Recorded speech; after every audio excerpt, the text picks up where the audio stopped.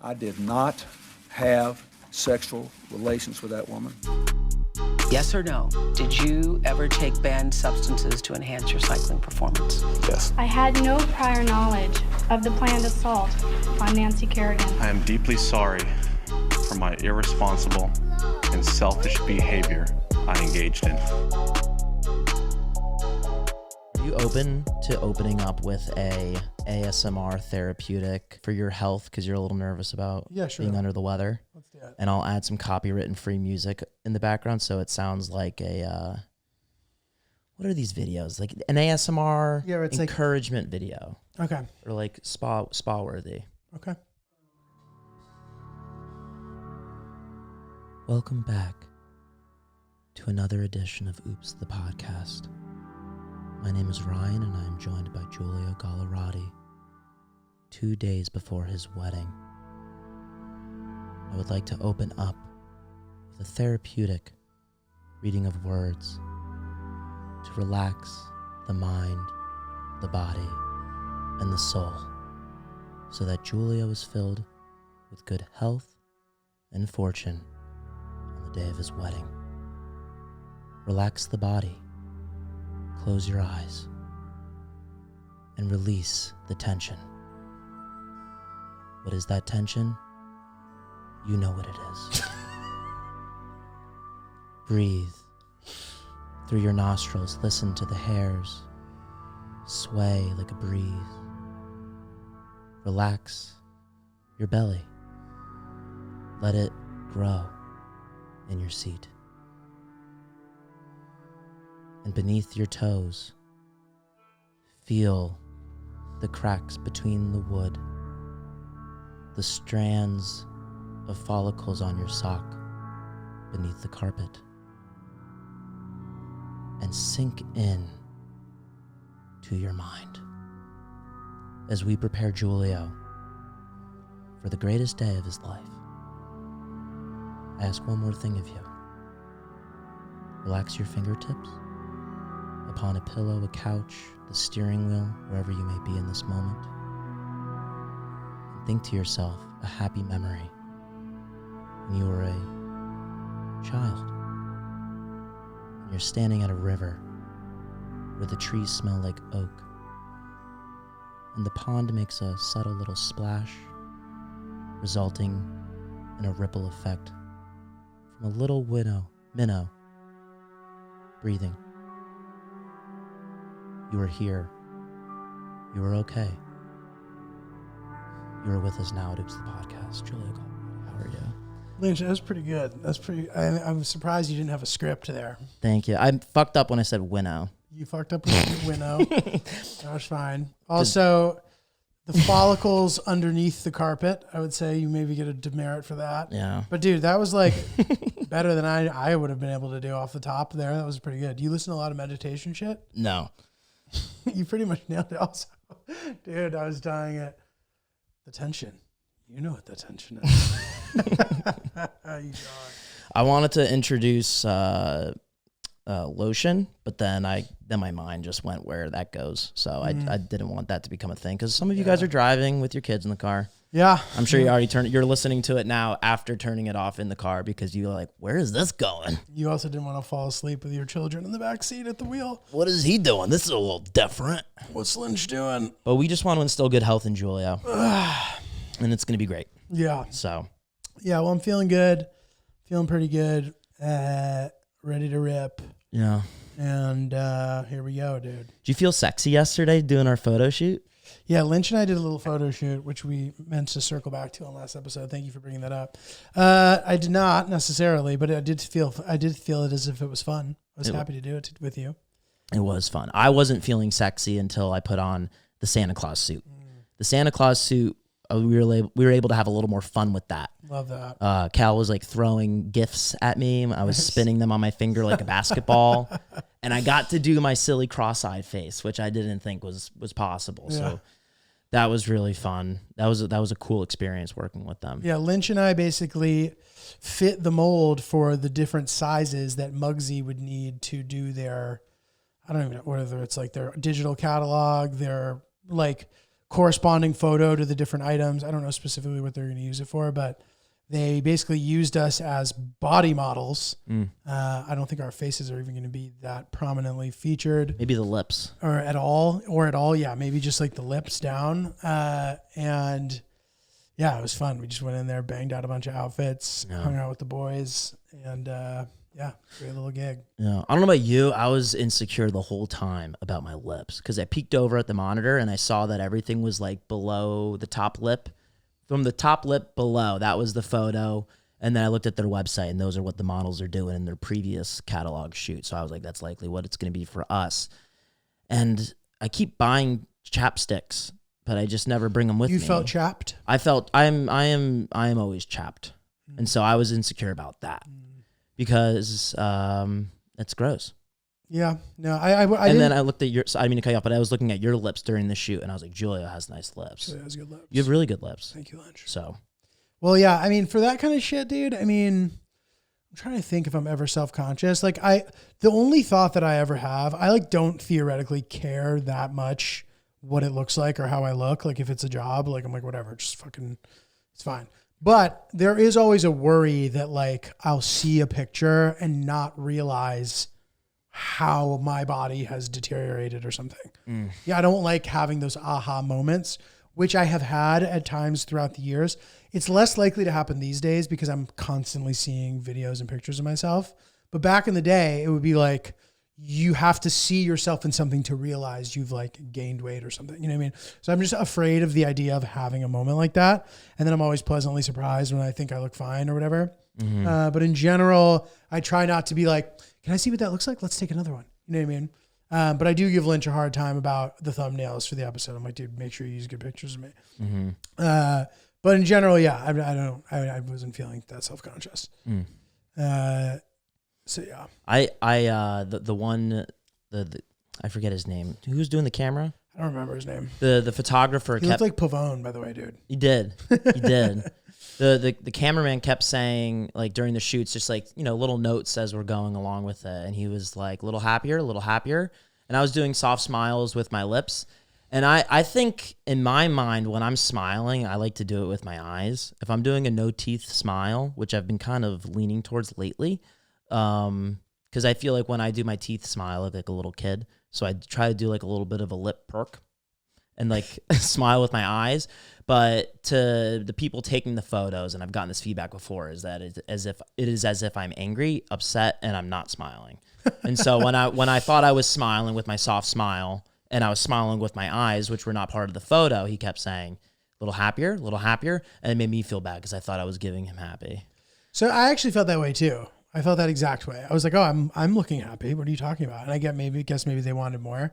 This reminds me of a couple important things. Number one, sometimes Lynch in a social setting where we're with like new people and shit, I find him difficult to read. I find Lynch difficult to read. He's just kind of like even keel.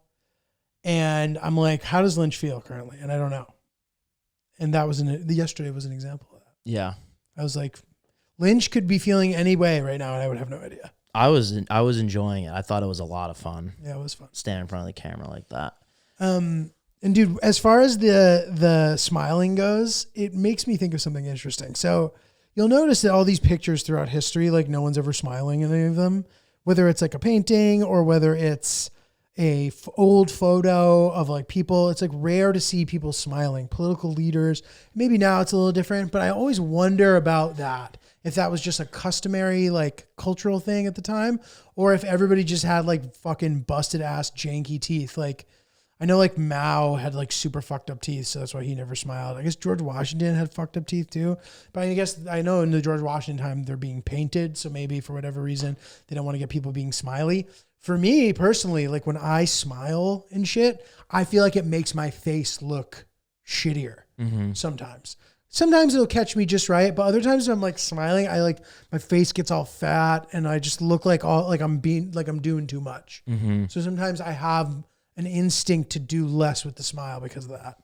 Wrinkles sort of unearth themselves from my face, kind of like the sand and dune when the worms are on their way. Like you didn't like everything looks clean and flat, and then I go to smile with my teeth, and those lines start to Totally. appear. Totally. Many more than anyone thought would be underneath the surface. Yeah. And so that's why I've been going with the soft smile lately. The Totally. teeth really extends, like, yeah. Yeah, you And I start have to dimples, know. but it's not worth it when these lines start to form. Mm-hmm. And I'm never going to Photoshop that, so Yeah, I will same. soft smile. Yeah, dude. Yeah. And I definitely have like an expressive face too. So if I'm getting, but I don't like, I'm not as sort of self-conscious about lines though. I don't think. Like I'm definitely going to be a late Botox adopter if ever. Like I have friends who like guy friends who do it already. I'm like, dude, are you serious? Like you don't even need it, dude. But I have no problem with having like a slightly wrinkly face until it looks terrible, at which point I will probably try to prevent it from progressing. Yeah. That's my thoughts on that. I always, my future sister-in-law, whenever we're taking photos, I'm smiling, and I love her, but I'm smiling the way I think I'm smiling. I'm giving the smile I want to give. And then she says, Ryan, smile. That hurts my feelings Yeah. because I am smiling. What do and you then say? and then I just do this. I go, "Ee." To be like obnoxious? Yeah. Is that what you actually do? Yeah. I'm really comfortable with them. Yeah. I do shit. I do that. I wouldn't do that with my own family. Do you ever just say, I am smiling, this is how I smile? I started to until and then she kept saying it at every function that we've been going to since. Show us the smile that has been so widely criticized. And I need to see beyond the mic. Can you like pretend you're taking a photo so like I don't know if I can just turn up and do it.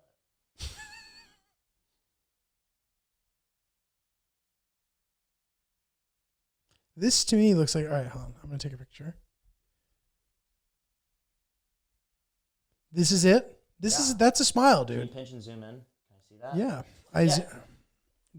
We call that a smile, Lynch. Yeah. What do you think? What is your feedback on that smile? I think it's a smile. I'm smiling with my eyes. It's a I do look like I'm about to cry though. It's I'm like really red right now too, but that's beside. Yeah, like that's the smile. that's a pose to me. So like one could criticize you of trying to manipulate your look. I don't think that's a bad thing. I think you look good. This is, how you're a guy who knows how you look, how you want to look. You also look muscular. Thanks. This is a muscular smile. Lynch. Thank you. So yeah, dude, fuck the haters. But when I do man. like the teeth, it just like, hi, I can't You wait. just feel like you look I can't wait soft. to go to Six Flags, yay! Like I Yeah, just yeah, like yeah. that's not the vibe. Yeah. That's not sexy. Six Flags isn't sexy. Spark something uncommon this holiday with just the right gift from Uncommon Goods. Julio, doing some holiday shopping right now? I am, dude. I'm looking right now at all the new stuff that's just come in, and there's so much funny, cool stuff on here. They have a Nachosaurus snack dip set, which is a chip bowl / plate where the tortillas are the little scaly parts of the dinosaur. It's just fun. It's cool. Things that you're not going to see at the regular stores. Yeah, totally, man. And even if it's just like random takes on stuff that already is well known or like very usable, like there really is a way to get a gift for anybody, no matter how niche or specific what they might be into. What about this? The long distance friendship lamp, which I suspect when you do something, it signals it across the world or the way. Yeah. Reminds me of Fifel Goes West, dude. Any college that you went to, there's custom glassware, there's custom mittens and bowls and paintings. Be careful when you go onto the website because if you have things to do that day, you might get lost and you might forget about jury duty or true. anything that you got to do because I absolutely love it. Uncommon Goods has everything for him, for her, for kids, for teens, and for all the friends and family that you have in your life. Find something unique and special this holiday season. So to get 15% off your next gift, go to uncommongoods.com/oops. That's uncommongoods.com/oops for 15% off. Don't miss out on this limited time offer. Uncommon Goods, we are all out of the ordinary. Wedding pictures. Dude, it's funny. I got like custom tuxes basically for the weekend. And how badly this place dropped the ball was crazy, dude. What was the company? I don't want to roast them, but it's like a place that you go to do this. The price point is pretty good for like custom, but like still expensive. And shout out to Olivia, who ended up being the person who helped us the most. It was the first person we met with, and she was also the last person we met with. Thank God. But yeah, dude, I probably spent like 8 hours in that place when it should have been like 2. But we finally got it done, whatever. Then we're going to take some pictures, and obviously, and speaking of pictures, you know, this is one of those things where it just, I don't want to say it feels like it's high stakes. I don't know. It's one of those things where like, you're like, okay, like we're going to do the pictures, but like, and they just feel like something you need to do, but like they are something you need to do. Like you want these are things you're going to want. These are going to be things in your foyer. Right. They're going to be things that people look at always. And like, which is why, again, I'm glad that we're doing all this stuff on Friday and just getting it all out of the way. So yeah, pictures and smiling and different poses and all the shit we're talking about right now. So yeah, it's going to be that. Have you worn the tux around the house? No. It's just like in the bag. I don't want to fuck with it. I got like the final version of it like a couple of days ago, so I'm not worried about whether or not it fits, which is nice. And the weather's looking, I don't want to jinx it, but it's looking positive, which the burying the bottle of bourbon as an offering to Mother Nature appeared to, you know, pay some dividends. I was walking my way over here, and it was, I think it's going to be in at least 60 degrees Friday and Saturday this weekend. Yeah. It's pretty nice. Pretty good. It's pretty good. Mother actually, Nature, I mean, she's not doing too great right now, but she is doing it for you, I guess. Well, it's perfect tuxedo weather. You know what I mean? Because typically that's the type of thing where you're going to feel hot. So, and I think there'll be like some outdoor space. And if it's nice enough, we'll spend some of the time out there. There'll be some heaters. I think it should be theoretically a perfect climate for all of it. So I had a question for you, Lynch. This is to pivot a little bit. So I want to like step up my video output this year. So with the knowledge that I can't possibly just travel internationally constantly the whole year and make videos that are the level of like my Afghanistan video, right? Like it's okay I've accepted the fact that I just need to make more, even if it's not as significant of a journey, right? So I want to start doing some national park videos, and I kind of go back and forth between thinking. So like this can be like an active brainstorm here. Go back and forth thinking, oh, it'll be great. We'll shoot it, and whatever we get will be great. And being like, will it all be great? Like, should we try our best to make an environment where we know it's going to be great, and not just, and that goes beyond like the obvious stuff. Like, how much should we try to have an angle, know exactly who we're going to meet with and how that's going to tie into the story, and that based like compared with things that we can't control that are just going to be fun, surprising things that we just get. And like, I am struggling to figure that out. There are certain ideas that I know will be well-rounded and good, but it's like not the right season to shoot them.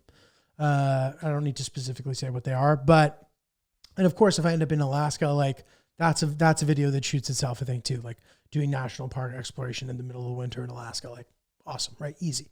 But there's certain stuff like that I wanted to maybe do in Florida where I'm just like struggling to find the compelling angle. And I don't know if that's the wrong instinct or if I'm right. And I should be holding out for these things that I just know are going to shoot themselves. Yeah. What do you think? So the way that you shoot your stuff is with so much love and intention. I'm like thinking like I'm thinking with my algorithm hat on, and so I'm thinking like lists or like a deep dive on like a particular. Let's say you go to a place that has like a famous tree, like setting up the video with a bunch of facts about the tree and like VOing it as you're walking towards it, and with a ton of like B-roll footage and pictures of it, not necessarily stuff that you took, but like photos from the internet, like, oh, this tree was first discovered by blah, blah, blah. Right. And things like that. And then you go and you see the tree and then you're just like, And then like, I don't know, lists, like ranking them, like maybe you have like your top 5 and then you'll see like, does this one kick one out? And then you like, at the end of every video, you're like, this is deemed worthy of taking a spot under Julio's top 5 national parks. Also, like you could also do footage of you like the B-roll footage that you would normally film of you like heading towards whatever park or through the park or to a particular destination in the park, and then VOing it with just like a story that maybe has nothing to do with it. Right. So these are all good ideas, right? And I agree that there's a way to do it. There's a way to make it work, right? Mm-hmm. I do believe that. But since I am the one in control, do I need to make it work? Should I just be doing things that are like clearly and like, should I be prioritizing the obvious? So this is the idea that I have. Now, I think to some degree it makes sense to try my best to set myself up for success. So, there's certain national park things that don't film as well. Now, they might be in sort of a gnarly place, which therefore makes it worth doing still, because even though the national park itself isn't that great, the stuff happening around it is, and therefore it's going to be easy to make a video, right? Great. But I'd rather have it be easier than that. So let's say that I'm going to pre-qualify by saying, let's try to make it as adventurous, as interesting as possible without knowing what's going to happen. And that will at least set us up for success. So I'm going to spend all this money to do this. At least I know I'm going to get something good. And from there, then of course there's things that we don't anticipate, whatever. So this is what I'm thinking of doing. Tell me what you think about this. And just any thoughts that pop into your head. So there's a national park that is a 2-hour boat ride from Key West. It's an island. It's like a series of islands. Cool, right? Like that's interesting. Boating long distances, I don't love. I get sick. That's interesting to me. And the idea of taking a boat, like figuring out somebody to take us on a boat, it all sounds great to me, right? However, there isn't a way really to take a private boat. It's too expensive. So like if you were to charter a boat for the whole day, it's like thousands of dollars. So like I'm not going to do that. So there's a ferry. Now, public things make it hard to make a good video, in my opinion. You can do it, but it sort of like ruins the adventure in a way. So if I'm on this like big ferry, the seas probably won't be that choppy. I don't know for sure, but I have to assume. And then we spend the day. Oh, I'm here, I'm there. I'm just like now starting to think it's not as interesting as I originally thought, but I just don't know. And if I had to do it, I could. But if I am the one planning it, should I be vetting something that sounds more interesting or that I know will be more interesting? Or am I just wrong and I should still try? And yeah. So in the case that you go to a place that might not be great, like when like you on the ferry, like I would try to like, I'm trying to think of like a format that would work for every type of video that you do. But I'm thinking with the ferry, like you ask people that are on the ferry, like what their expectations are or why they're going to see it. And then if it's a dud, just say it's a dud. But like you find out why they want to go see it. Cause like maybe they're doing their own, maybe they're checking off their own list. Right. I don't know. I don't really know. Okay. It's back. Yes. Yeah. Give me a second. I want to like, or yeah, think about it. I'm really thinking and of I'll like keep what riffing you about can it. do. So this to me is how you make it a good video, right? So filming yourself in a park is not necessarily interesting on the surface. There needs to be more, in my opinion. So like what is the more?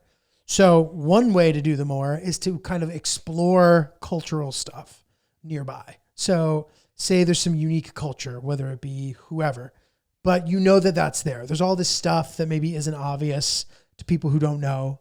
And I think that if I have not heard of it and I think it's interesting, to me, that is like a very solid endpoint. There's some food I've never heard of. There's some cultural thing I've never heard of. I'm going to immerse myself in this culture. Great.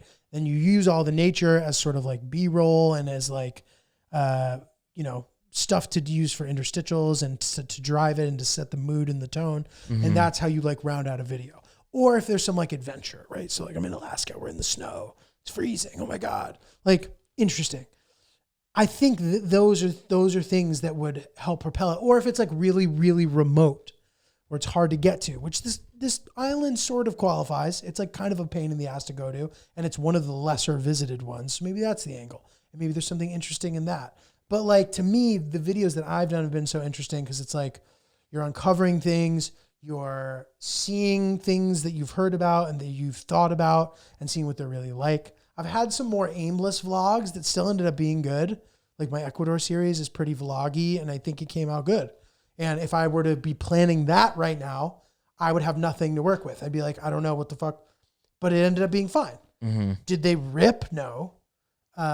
Maybe because they all have DCA things. They all have like, I use music that I don't have the rights to, so maybe they got buried. I don't know. So I'm just struggling with to what degree anything is worth shooting and can be made into something, or if I should be trying to make it special every time.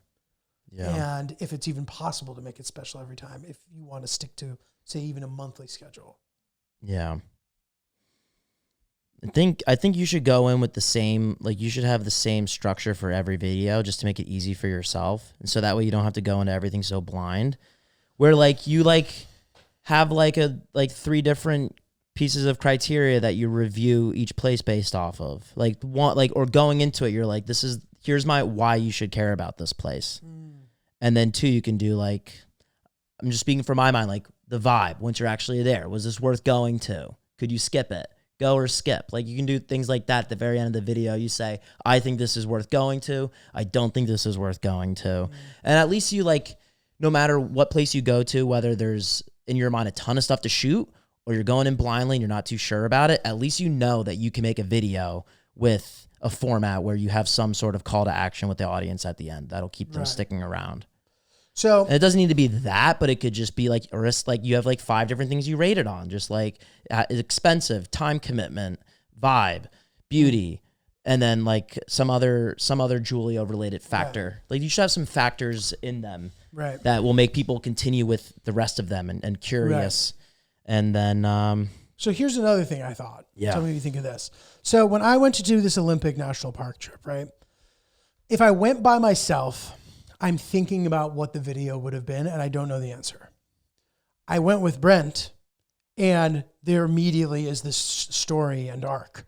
Now, maybe we got lucky, but the idea that I'm going with Brent, and a lot of the time if I'm going on these trips with people, like it's going to be people who are not as into it as me or not as experienced as me. I would say he was as into it, but hasn't done as much of it as I have.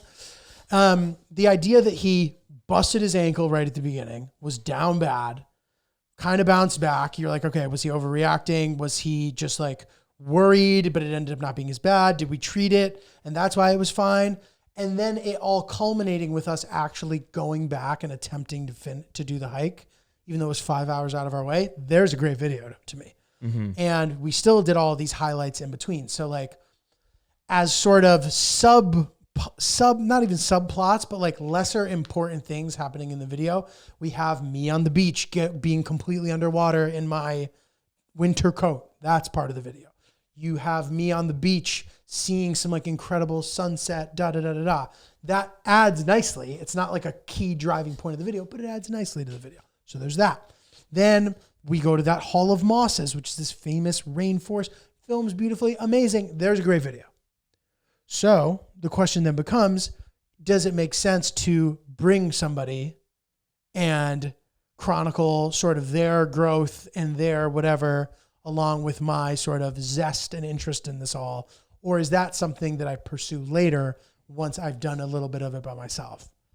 Or is it, I just think if you bring somebody, like when you went with Brent, that was awesome and spontaneous, and you couldn't have written that in a script. I feel like you're going to go to some places with some people and it might be a dud. And then you're like, was this worth it?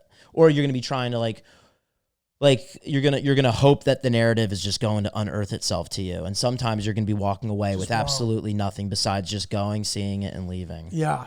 Like sometimes spontaneous things aren't going to happen. So you'll have to just be prepared for that every time you go. And then also not force anything. Yeah. And that's going to be tough if you were to go to 2 or 3 places in a row where something great doesn't happen or you don't see something really unique happen, then you'll start to get desperate. And then I think that's where the fun will get sucked out of it. Yeah. So I think going into it with at least a little bit of some assessment or structure will at least at the very least give you this feeling when you're on your way back saying that was productive. We're going to make a video about that. Right. Even if it was bad. But if it's bad and there's no format or structure to it, you're just like, okay, I've done 3 dud videos and damn, that took a long time and that was expensive. And it was fucking expensive. So like, okay, here's a great idea that will definitely be good. So then it turns into like just listen to yourself. But sometimes I wonder whether or not I'm just like trapped in a traditional media mind in a completely new landscape where the rules that I think apply don't apply. I've watched so many vlogs, dude, that are so aimless and so boring and bad that have so many views. So it's like, to some degree, I don't think I need to make the stakes so high always, because I think people just are like curious to see shit. Now, I think that it's helpful to have the sort of checks and balances of a traditional media brain where it's like, this needs to be interesting. It needs to be polished. It needs to be this. It needs to be that. Like, I'm fine with that being my style, but I wonder to some degree if I'm being too sort of like, if my brain is stuck in the past and all the things that I'm saying, while they might be true, don't necessarily apply because I'm interesting to watch. I'm still going to shoot it and make it look good. Whatever happens, happens, and that's the story, and that's it. But I just don't know. You know what I mean? I just don't know. So I know that I keep just like, I'm literally arguing against myself in both columns, which I tend to do well, which is sort of like the mark of a person who can be unsuccessful sometimes, a person who just can't decide. And I know the ideas that are going to rip, right? Like, what about this one? If I go to Alaska, what if I go to Gates of the Arctic, which is only accessible basically by plane, especially in the winter? There's a couple communities in there. Stay for a couple of days. It gets down to negative 65 degrees Fahrenheit. That's a video in and of itself. It's an adventure to get there. You get there, you see a couple of the weird things. It's pitch dark all year or whatever it is. Like all that stuff, video, done. Great. It could be an hour, it could be 20 minutes. Doesn't matter. Gonna be great. Then I have some ideas about doing stuff with natives, native cultures. Like that stuff's all gonna rip too. Any sort of adventure-based thing that's difficult, like logistics can be interesting if it's a thing where like, okay, you have to go and then you have to get a permit and they don't give permits out every day. And you have to like conquering a difficult logistical thing. Awesome. I just don't know now if this Florida thing that I was so set on is going to be as good as I hoped. The seasickness thing, maybe, I don't know. Like, and maybe it's just going to be sick to take this sick boat ride and arrive and we'll bring a drone, even though we're not supposed to use one, get some sick shots. Yeah. You could. I just think the only thing that's going to hurt you is that you're going to be anxious going into it, not knowing if something's going to become of it. And it just could potentially become an expensive nothing. But if you go with, like, I'll just harp on, like, with like the algorithm hat, like just some sort of structure and I know that when you film your stuff, you film it with love and with intention and like you were so proud of it. I do think in order for like it to rip, you're going to have to sacrifice something and like do some form of just like, not Costco guys boom meter, but something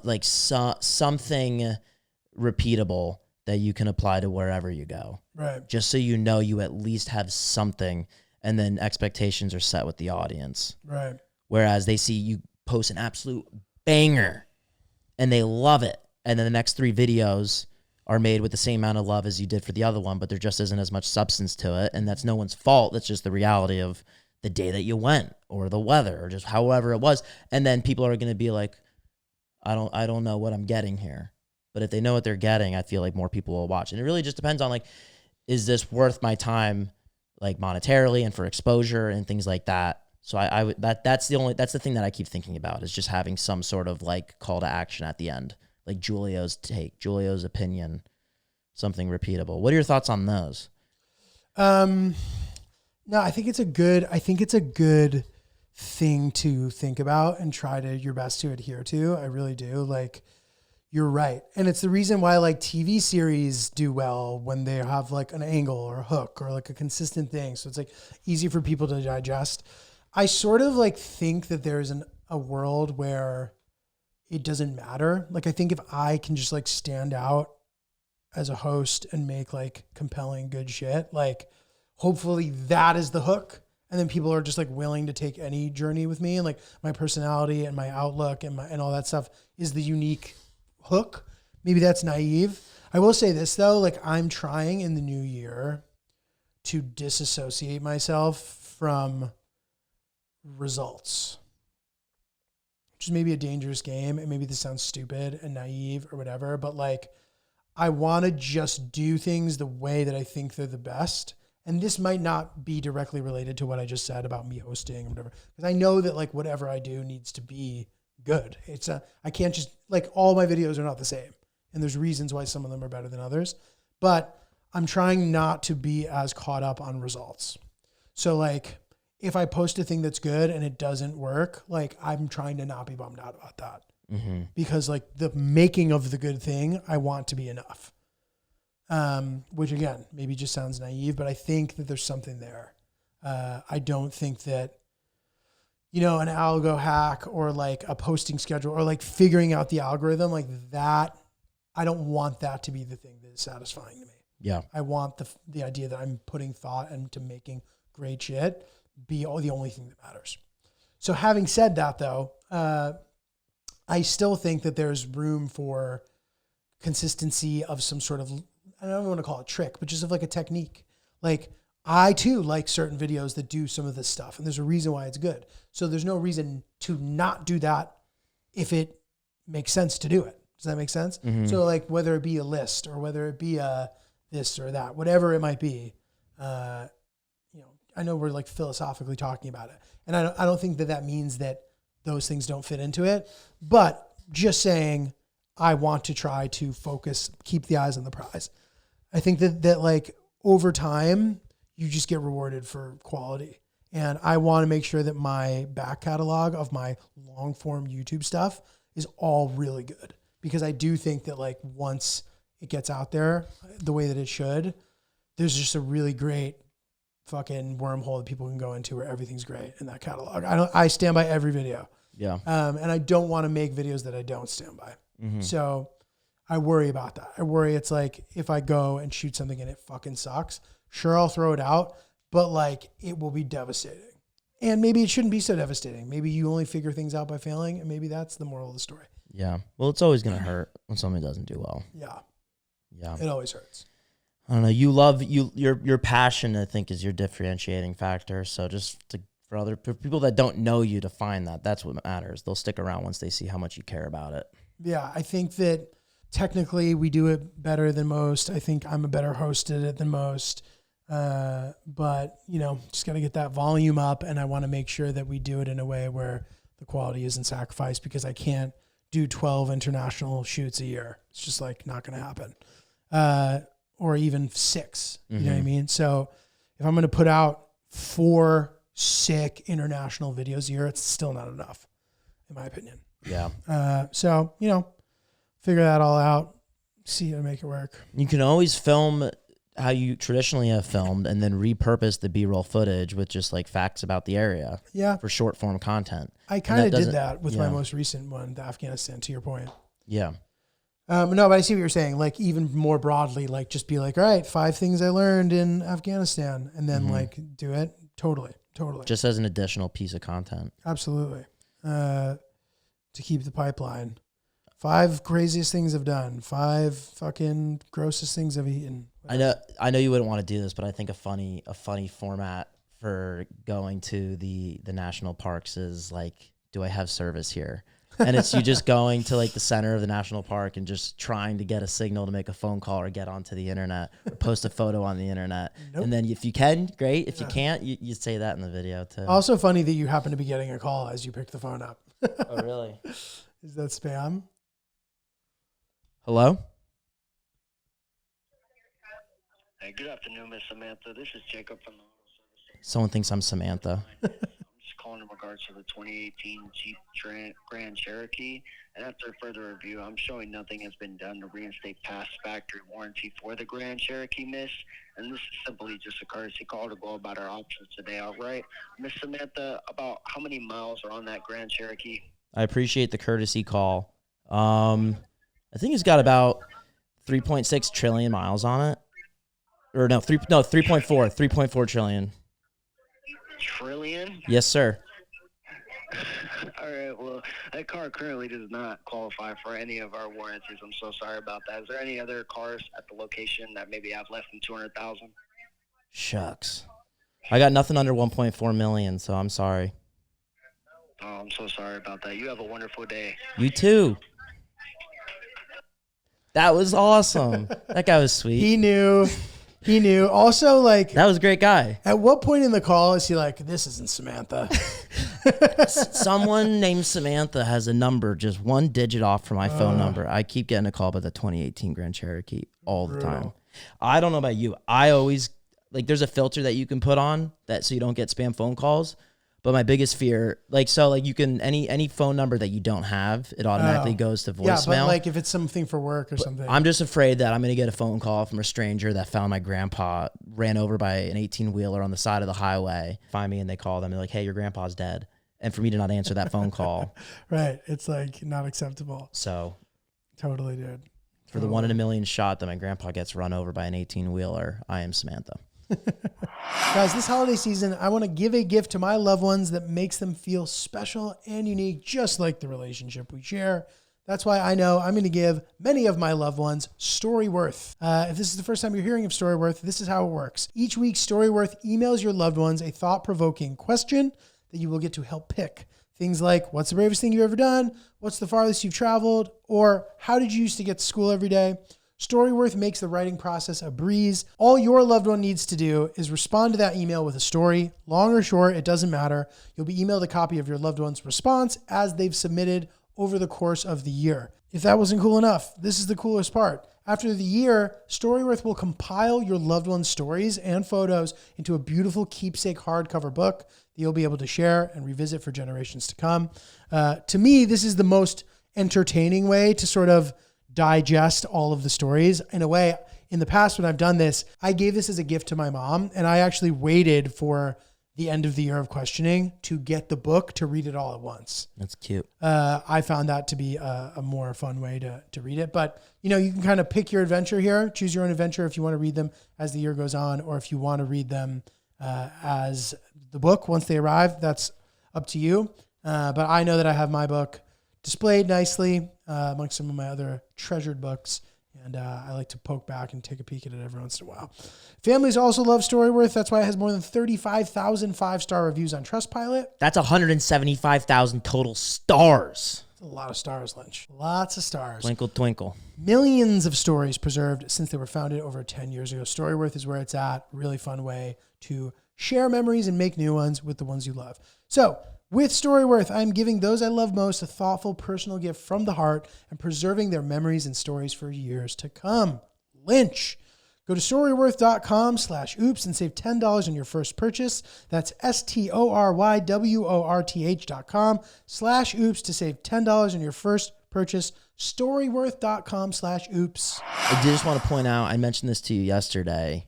To everybody out there that works from home, I am noticing a trend. I have a prediction for what coffee shops are going to be doing in the next 6 to 12 to 18 months. Buckle up, be ready. Yesterday, I brought my laptop to a coffee shop. I haven't been there before, and the coffee was like $8. What made you try a different coffee shop, by the way? Sometimes I'm in the mood to try a different spot. There's so many places around us. I feel like by the time I leave Brooklyn, I'm going to be doing a disservice if I just stick around a couple spots. Fair. So I go to this new spot, and it's $8 for my cold brew red eye with almond milk. That's a lot of money, but in my mind, I'm like, okay, I give $1 tip, $9. I got a place to work for a couple of hours. I feel like I paid my ticket to earn the right to work there. And so I pay for the coffee. I sit down. I'm sorry I mentioned this all to you yesterday, but I sit down and I open up my laptop. I take it out of the bag, and the lady, the barista behind the counter is like, no laptops are allowed here. We don't do laptops here. And I was like, oh, I was planning on working here. I was like, did you guys start the coffee yet? And she was like, yeah. It's on the sign. It says no laptops here. And I was like, wait. But you said, did you already start my coffee? Yeah. And she said, yeah. But then she said it's on the sign. No. And then she pointed out, she's like, then she went straight back. She's like, yeah, as in like, yeah. Got it. I started your coffee. But also there was a sign. So she was like, yeah. And on the sign, this says no laptops. And I was like, oh, okay, well, I didn't see that. I was planning on working here. So can you stop with the coffee? Can I get a refund? Because I was planning on staying here to work for a couple hours.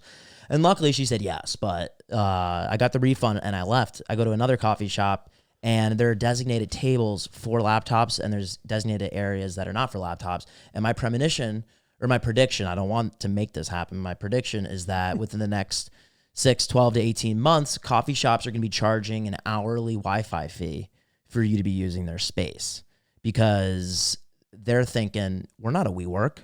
WeWork charges hourly or day rates, and you're spending the whole day in our coffee shop. I think there's a few people that take advantage of it by buying the cheapest cup of coffee possible and then working their 9 to 5 inside the establishment. I think that's that's taking advantage. Yeah. But ruining the fun for everybody. Just be ready to be paying a lot more money to be working out of coffee shops, which bums me out. Yeah, like the remote work era has definitely pitted the worker against the coffee shop staff. And it makes sense, especially when you put it like that. Like if you're just working your 9 to 5 job in a coffee shop, it's really fucking annoying. You're taking calls, like it sucks. So there is like a pushback in this neighborhood, or in my neighborhood as well as Lynch's, where they're parallel neighborhoods, but where like a lot of places are not bring your computer and do some work friendly. Yeah. Now, the way that I'm working, and even the way you're working, is a more traditional, quote unquote, way of utilizing the coffee shop to work. It's freelance. I'm not going in doing my entire 9 to 5 job at a coffee shop. I'm like going in, fucking around on the computer, like doing some shit I got to do, whatever, changing the scenery, but I'm not. So there's places where like I'll go in and it seems like a place where it would be a working place. And I'm like, there's no outlets. I asked for that Wi-Fi. They're like, we don't have it Wi-Fi for the public. I'm like, okay. So if I'm going to go work in a coffee shop now, I've gotten to the point where I actually ask them, is it okay if I do some work in here? Yeah. And they'll be like, of course. Like, but the guy at the place that I go to, he was telling me, I was like, because I've heard him complain about it before. So that's also why I asked. And I was like, oh, because I know that like people are getting weird about that. And I understand why. And he goes, yeah. He goes, well, he's like, this woman was on her fucking annoying call. And she goes, can you lower the volume of the music? Bitch. Well, the guy said, he goes, no. He goes, turn it up. I have a vibe to maintain. He's like, if the music's too loud, he goes, you can go somewhere else, which is a good point. And I think that he handled that completely appropriately. But this lady is the problem. Yeah. It's the reason why the rest of us are suffering. If you're an inside sales rep being asked to make 75 to 100 cold calls a day, you should be in an office, not at the coffee shop. Yeah, dude. Why are you making your cold calls where they make cold brew? Boom. Oh. Yeah, I don't know. Also, when you're at a coffee shop and you're at a busy coffee shop and you got a table and people are looking and lurking, trying to get your seat, what do you do if you have to go to the bathroom? As long as your shit's there, you're good. The only problem, though, is if it's a big enough table, you not being there might make somebody more comfortable with sitting at your table and sharing it with you, which is like not ideal for anybody. Yeah. But yeah, as long because when you go to the bathroom, you're afraid someone's gonna steal your shit. Yeah. Interesting. Yeah. Yeah. I had no time to stop them. I know, but it's just like such a bold thing to do. Like there's a camera probably. Like they're never gonna get away with it. Might not stop them, but I might not be able to get her clips up in time, Julio. I lose my job. Tom McCaffrey has a great joke about this where he's like, people will be like, can you like make sure nobody steals my laptop or something? And then he's like, oh yeah, no problem. He's like, now I've just been like contracted as like a security person for all your shit. Like, what am I going to do? Fight somebody who tries to steal your stuff or something? And then at the end of the joke, he's like, and then I walked away with her laptop in my bag. I'm like, oh, that's fucking funny.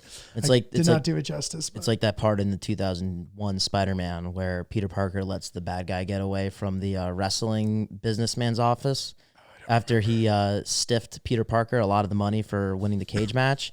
And so he walks into the room, he asks for his money, Peter, and the guy's like, I'm only giving you half. And so he gives him half. Peter's really pissed about that. Then he's walking towards the elevator. A guy comes in, steals all the money from the business. Oh, yeah. He runs down. He's like, hold that door. And then the business guy's like, stop him. And then he's like, hey, you let him get away. And then Peter Parker, stone cold with his tiny little pale lips, was like, I forget the part where that was my problem. I like that. Fucking love Peter Parker. And then his uncle died. Uncle Ben. Hate to see it. We love Uncle Ben. All right. Well, good episode, Lynch. Good luck out there. Take deep breaths for both of us. Come check us out at New York Comedy Club Stamford in Stamford, Connecticut, Friday, December 13th. I think it's at 7:00. Should be a great show. It'll be me and Lynch, probably one or two other pals. I'm still deciding who else is going to be there. So that'll be great. I got more dates coming up, notjulio.com to keep an eye on it. Also, you can go to the link in my bio and just kind of throw your email in there if you want me to email you when I come to your city, if and when I do. I'm not going to spam you beyond that. I'll probably only send an email if I post a new video on YouTube, like a travel thing, or if I'm coming to your city. So get in there if you want to stay in the know. At Not Julio on Instagram, Not Julio G on TikTok and Snapchat. We're at Oops the Podcast, oopspodcast@gmail.com for any of your emails. Subscribe, like all our shit, comment. On this particular episode, you can comment what your favorite, how you take your coffee. That's a fun one. And Lynch, what about you? What's up? Check me out at Ryan is Really Polite on all socials. Ryan is Polite on Twitter. I just paid, just for this month, $8 so I could have the check mark. Not for the check mark, but so I could have all of the perks that come with being a blue check mark member on Twitter. I like posting on there. I do feel like I'm reaching out to a void of nobody except a few people that I went to middle school with. So I'd love for you guys to check me out there. Ryan is Really Polite everywhere else. Going to be with Julio on the 13th of December. On December 5th, I will be in the Lower East Side. Check out my gram for all dates and info, and comment below how you take your coffee and how much money at most would you be willing to pay for a cup of coffee as well.